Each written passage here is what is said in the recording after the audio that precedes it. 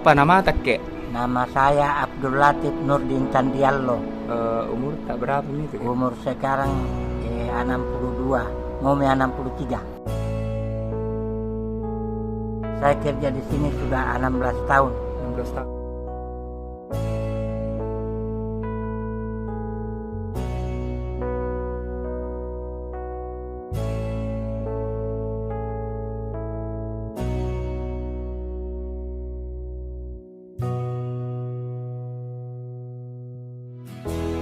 Kita belajar akidah, bukan sekedar uang, tapi akidah dan akhlak.